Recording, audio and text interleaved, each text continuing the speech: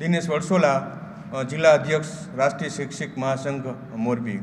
અમારી સરકારશ્રી સમક્ષ છેલ્લા 3 વર્ષથી માગણીઓ ચાલી રહી છે। એમાં ખાસ કરીને જૂની પેન્શન યોજના સહિતના જે એચટાટ શિક્ષકો છે એમના આરઆર બનાવવાના જે મુખ્ય માંગણીઓ છે, સાથે સાથે 11 જેટલી અમારી માંગણીઓ છે। એના માટે આજે સમગ્ર ગુજરાતના 33 જિલ્લાઓ સહિત મોરબી જિલ્લામાં પણ અમે 150 જગ્યાએ 150 જેટલી મતદાન મથકો ઊભા કરેલા હતા અને એમાં દરેક પે સેન્ટર શાળાઓ હોય ત્યાં અમારી તમામ સરકારી પ્રાથમિક શાળાના શિક્ષકો તેમજ માધ્યમિક શાળાના શિક્ષકો અને તલાટી મંત્રીશ્રીઓએ ખૂબ જ મોટા પ્રમાણમાં મતદાન કર્યું છે।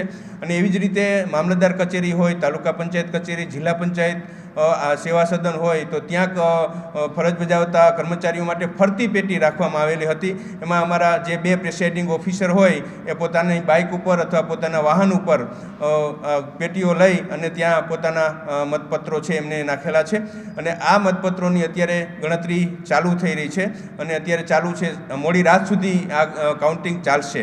અને એમાં જે 11 માંગણીઓ છે એમાં કેટલા લોકોએ જૂની પેન્શન યોજનામાં પોતાનો મત આપેલો છે, કેટલા લોકોએ અન્ય માંગણીઓમાં પોતાનો મત આપેલો છે, આ બધું જ કાઉન્ટિંગ થશે અને આવતીકાલે અમે ગાંધીનગર ખાતે આ બધું જ ડોક્યુમેન્ટન છે અને બધા જ મતો છે ત્યાં બલરામ ભવન ખાતે લઈ જવાના છીએ।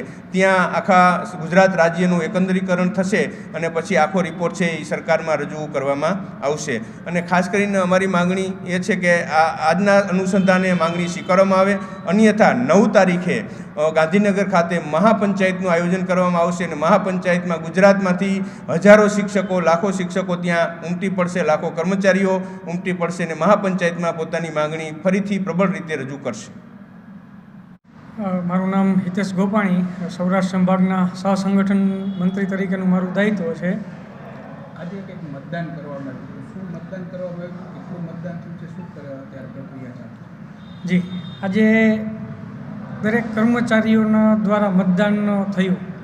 આ મતદાનનો હેતુ એ હતો કે 16/9/2022ના દિવસે સરકારશ્રી દ્વારા પોતાના મીડિયા વિભાગથી એક જાહેરાત બહાર પાડવામાં આવી હતી, જે સંગઠનો આંદોલન કરેલા એ સમયે આંદોલન વખતે સરકારશ્રી દ્વારા માંગણીઓ સ્વીકારેલી, એમાંથી 1/4/2005 પહેલાંના કર્મચારીઓ માટેના ઠરાવો હજી સુધી થયા નથી।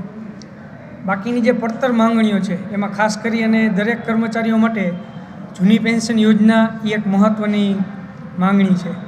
બાકી માધ્યમિક અને અન્ય કર્મચારીઓ માટે પણ જુદી જુદી માંગણીઓ છે।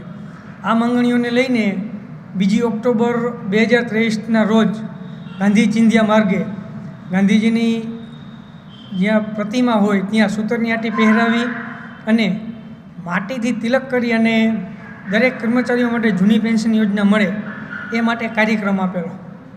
આ ઉપરાંત ત્યારબાદ મહાપંચાયત અને પદયાત્રા પણ કરેલી।